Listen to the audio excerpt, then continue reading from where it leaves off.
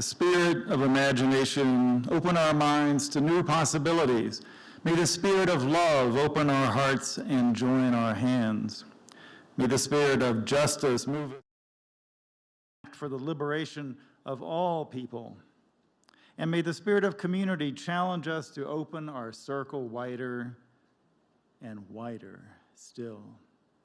Welcome to the Unitarian Universalist Church located in Los Alamos. Whether you are here in person or joining us online, we're glad you are with us. Our minister, the Reverend John Cullinan, has the day off and will return next Sunday. I'm Wade Wheelock, and Marsh and I will lead today's service. We are retired Unitarian Universalist ministers and glad to be here in Los Alamos. If you are a newcomer here in the sanctuary, we invite you to pick up a welcome packet from our greeters in the foyer, and we hope everyone will stay for refreshments and conversation after the service in the fellowship hall. If you're watching online, we invite you, let me see, where is the online camera? Oh, that little thing. Hello there. We invite you to sign our virtual guest book at the link in the service notes under the video as a reminder to everyone because of the recent COVID surge in Los Alamos. Who would think? Masks are now required in the sanctuary and everywhere in the building. For those new to Unitarian Universalism, we are a faith that honors the inherent worth of each and the interdependence of all. We look to the high places all around the world for sources of inspiration and guidance, while also seeking to keep our feet firmly planted on the ground as we work to build communities based on justice and compassion. Whoever you are, whomever you love, wherever life's journey has taken you, you are welcome here. As Anne lights the chalice, symbol of our free faith, let us hold in our hearts these words from Lindsay Bates. In the world's terrors, we light a chalice of courage. In the world's turmoil, we light a chalice of peace. In the world's sorrow, we light a chalice of trust. Trust that love is stronger than hate, and that together we can make a better place.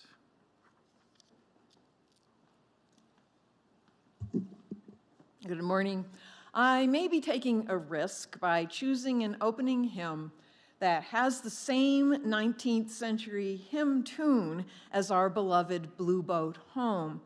But hymn number 207 is important in its own right.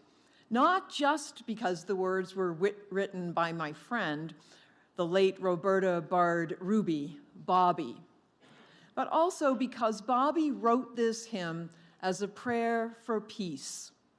And it's also one of the first hymns in our hymnal to use feminine imagery for the divine. So I invite you to rise in body or spirit and join in hymn number 207, Earth Was Given as a Garden.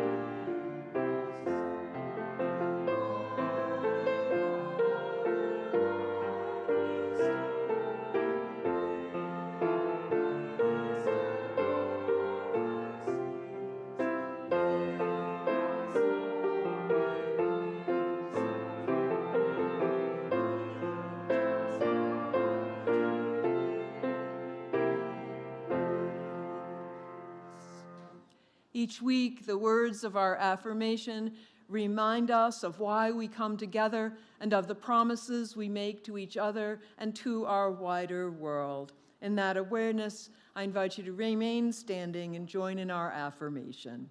Love is the doctrine of this church. The quest for truth is its sacrament, and service is its prayer.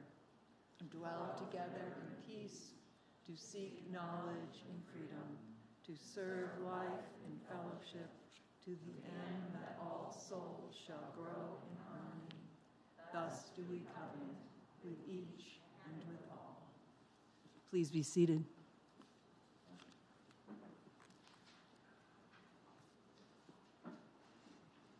A candle has been lit this morning for the sacrifices of all those who keep us free.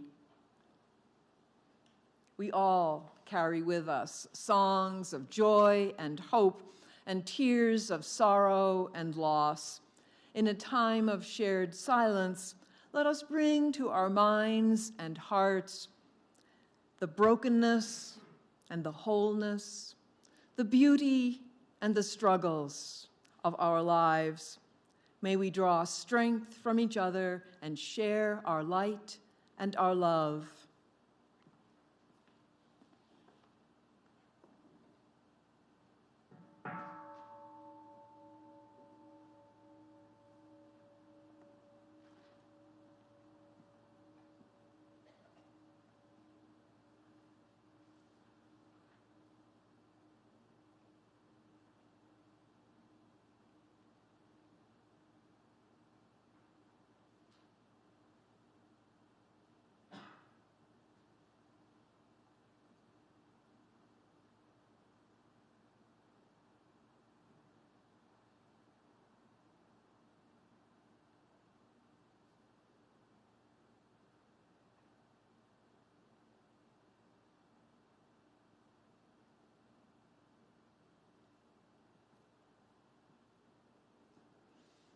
It's traditional, though perhaps less so in Unitarian Universalist congregations, to close one's eyes during prayer. But today, I invite you to keep your eyes open. Look around this sanctuary, our church home. Look at the caring people gathered here. Look at the beautiful mountains and canyons outside our windows. For all these things and so much more, may we be grateful, even as we grieve yet another mass shooting and protest the refusal of those in power to enact gun laws. As we confront our fear, our anger, our despair, let us ask this: what is love calling us to do? Let us reach out and share our heartbreak, our frustration, our hopes, our commitment to action. Let sorrow and anger be turned into new resolve to do everything we can to end the violence and hatred. Keep your eyes on the prize and hold on. Hold on to each other. Hold on to the vision of justice and peace, and don't turn back. Hold on to the beauty and courage that are just as real as the pain and loss. Hold on to the knowledge that everyone and everything is connected, that we belong to each other and to the universe. And hold on to this truth: love is always stronger than death. Amen.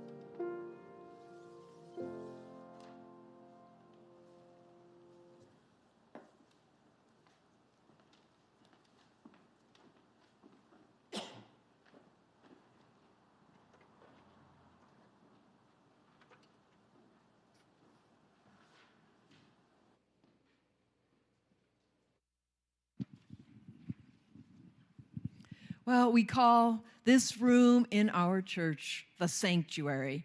That's a word that has several different meanings, one of which is that a sanctuary is a place of refuge, a place where we feel safe.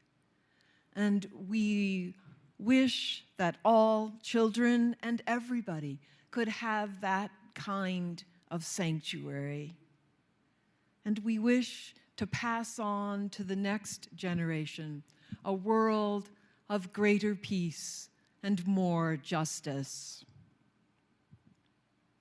But how do we do that? One way people have gone about creating a world of more peace and justice is to go to war, to fight enemies who would hurt us, who would not treat us fairly.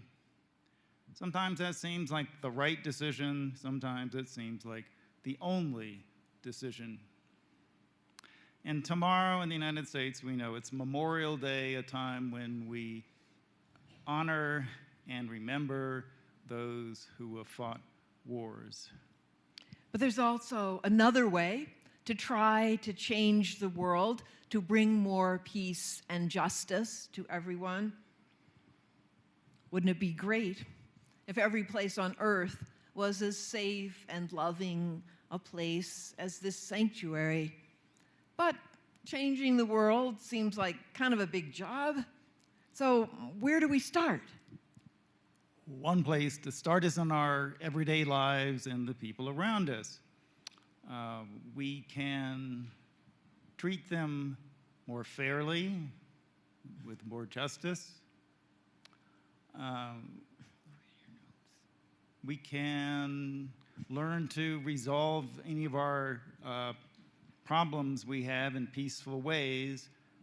We can be more respectful of differences.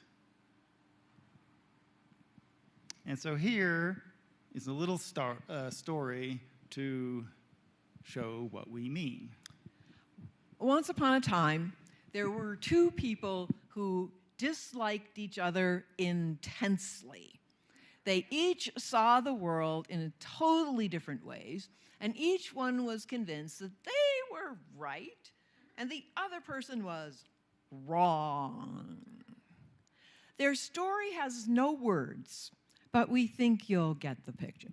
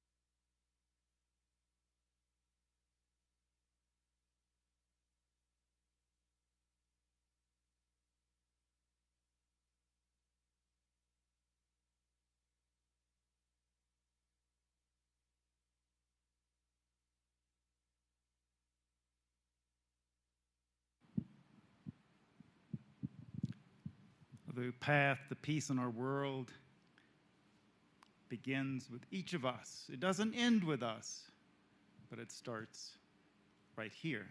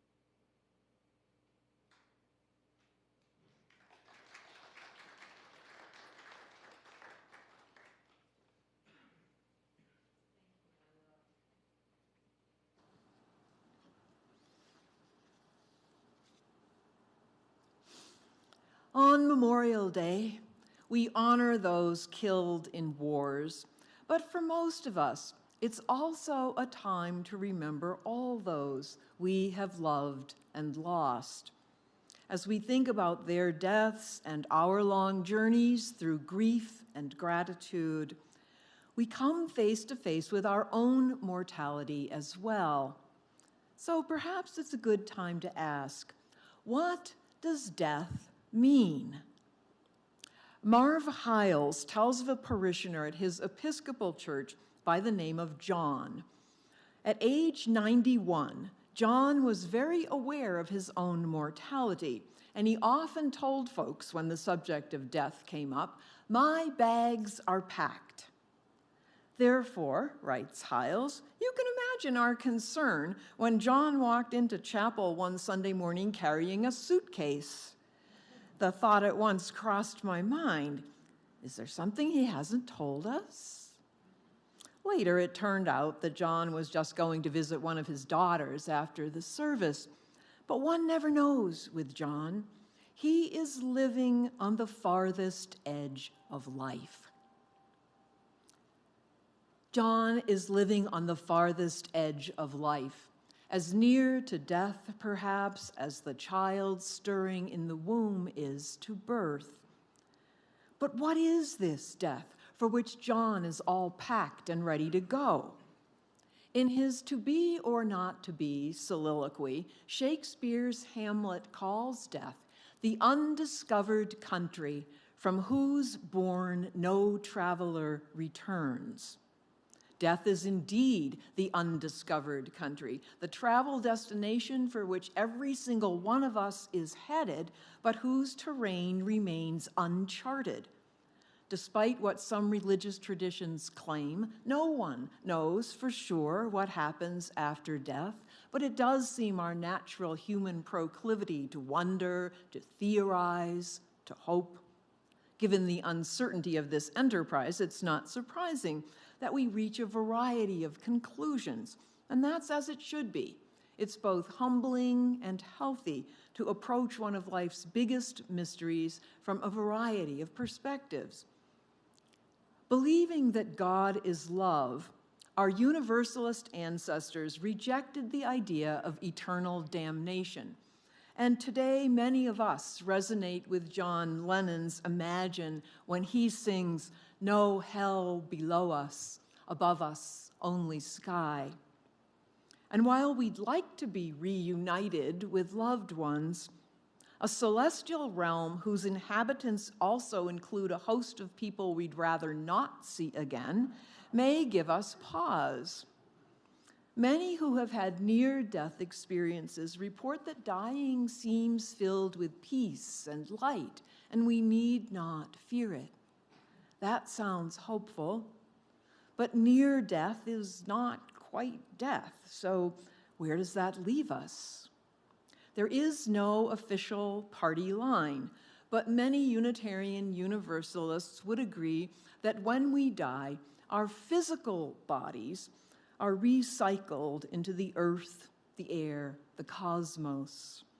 We'd also say that at least part of our immortality lies in the legacy of our words, deeds, and relationships. Our own experience shows us that death is not an end to love.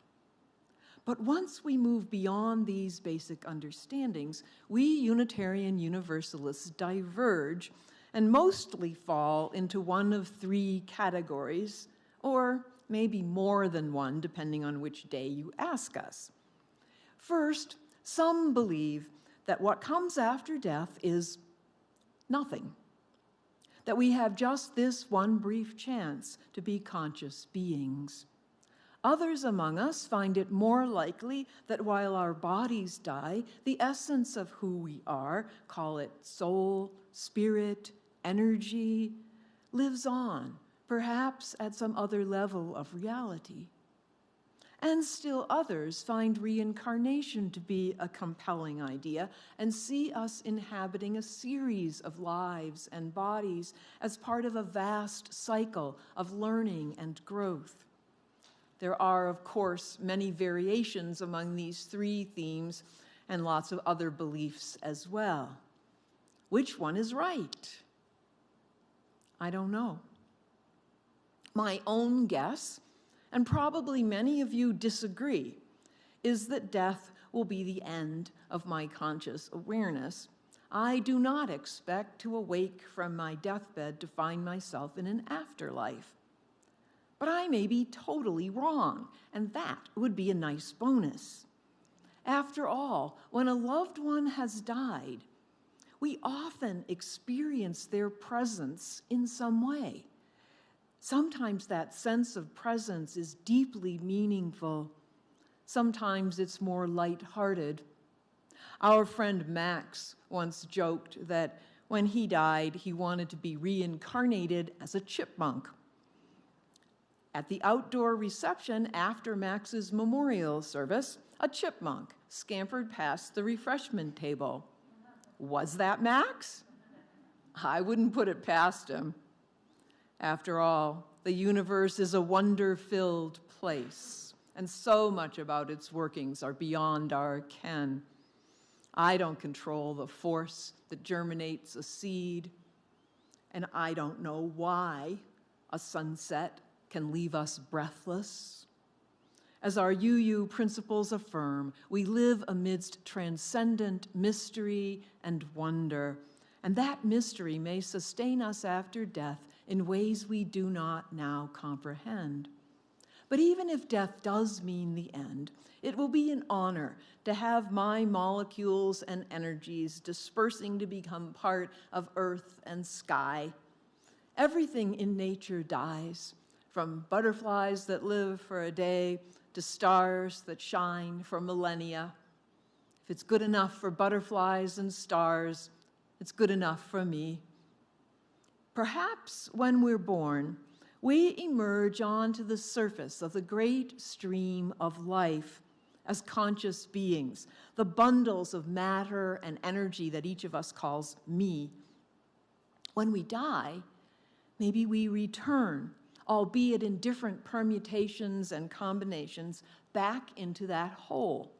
An atom to a hawk, one to a rose, one to a dung beetle, one to a homeless person, one to a laughing child. What is the shaping and reshaping power at work in this process? Maybe chance, maybe the laws of physics, maybe a spirit we call God. I'm not sure. But maybe you too find it comforting and meaningful to participate in these natural cycles of creation, death, and recreation, to feel that we are part of other beings and they are part of us. Everything is connected. And as Parker Palmer puts it, I'll dance into the darkness as new life dances in. I don't mean to smooth over the devastating, grief-filled aspects of death or the tragedy of young lives cut short. For all of us, separation is sorrow. But despite the pain of loss, I believe that we come to love our lives and the lives of those we care about precisely because we know they are not permanent. Death sends us on a quest for meaning and lends our lives their significance. If we were immortal, we wouldn't need to bother. We'd have infinite time for everything. But as mortals, our choices matter. What we choose to do, to say, to believe, to be, shapes our lives and leaves its mark, however faint, on the world around us.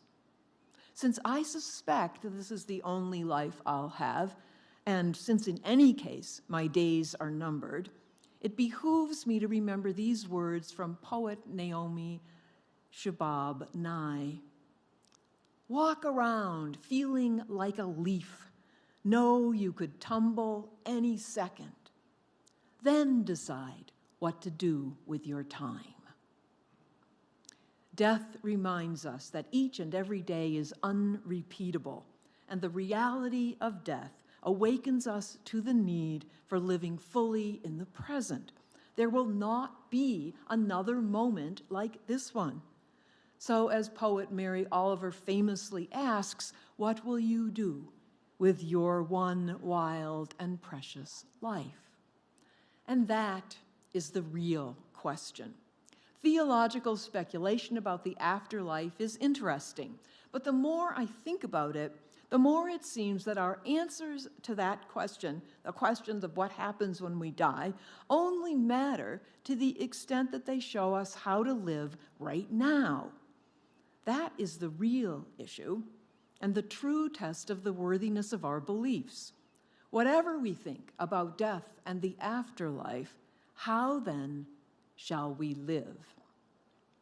Unitarian Universalist minister Victoria Safford writes of visiting a cemetery in New England and finding a very old gravestone with this epitaph: "She attended well and faithfully to a few worthy things." At first, Safford thought this sounded a bit meager. Couldn't the woman's survivors have offered more fulsome praise? But then she started thinking about what her own epitaph might read, and she came up with, "She attended frantically and ineffectually to a great many unimportant, meaningless details." That gave Safford pause, as it does me. How much of our wild and precious lives do we spend tending to unimportant, meaningless details? A better response to the gift of our lives would be to live as best we can with integrity, mindfulness, and compassion, to pay attention, to appreciate the everyday miracles around us, and to respond to our blessings by doing whatever we can to make the world a better place.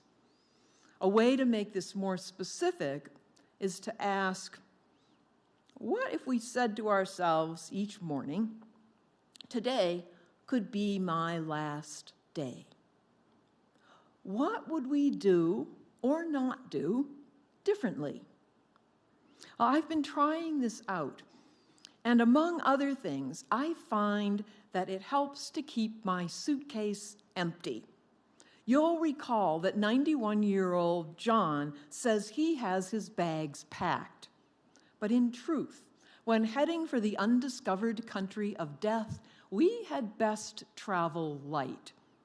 The ideal, achieved by few, it must be admitted, is to take no baggage with us at all, to pack no regrets, no unresolved hurts, no unspoken words of forgiveness or gratitude, and especially no unexpressed love.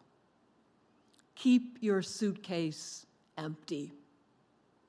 Instead, say what you want to say now.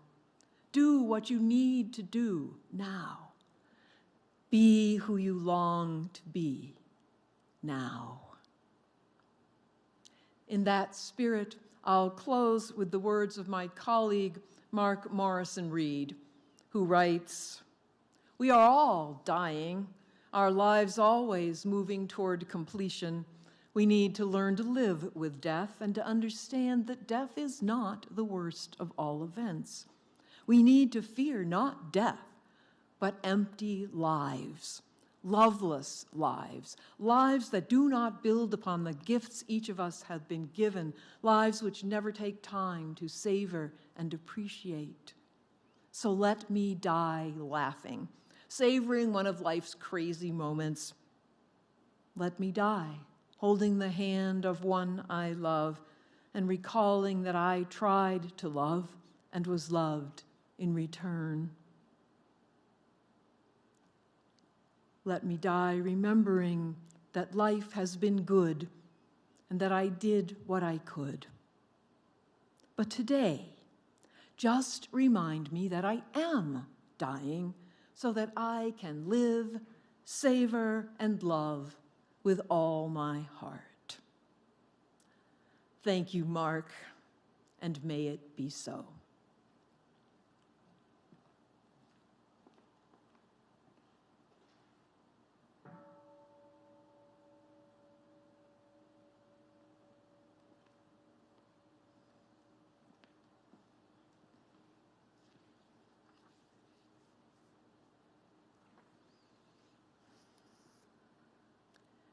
I love the words to our closing hymn, especially these lines. All are born and all shall die. Life's the time left in between to follow a star, to build a dream. I invite you to rise in body or spirit and join in hymn number 301, Touch the Earth, Reach the Sky.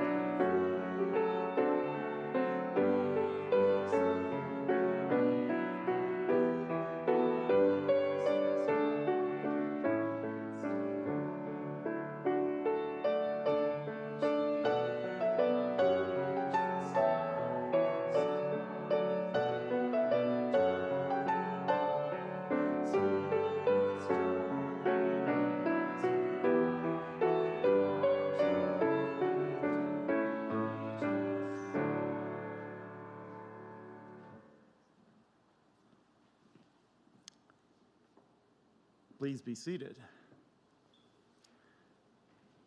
For those in the sanctuary, announcements are printed on the back of your order of service. Whether you are with us in person or online, we encourage you to sign up for email announcements and to check our Facebook pages and website for upcoming events and more ways to connect. Today after church, for example, at 11:45, James Carroll will resume his Bible scholarship and literacy classes with a discussion of Exodus. All are invited to join James here in the sanctuary for that program.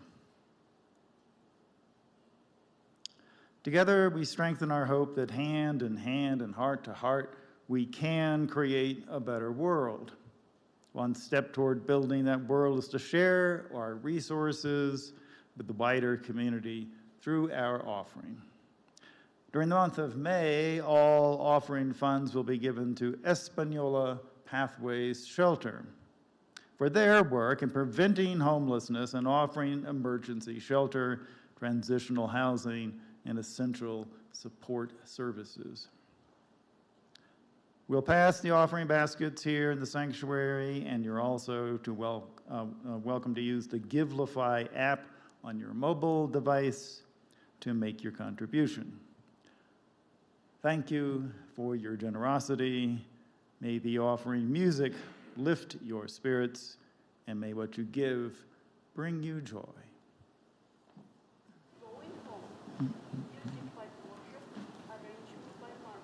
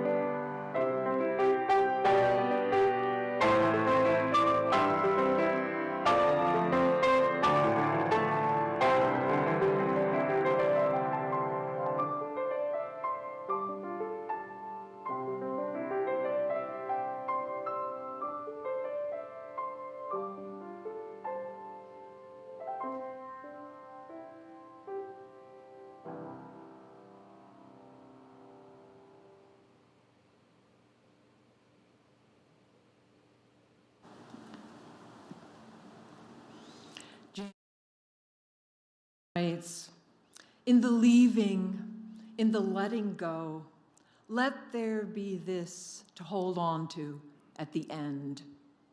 The enduring of love, the persisting of hope, the remembering of joy, the offering of gratitude.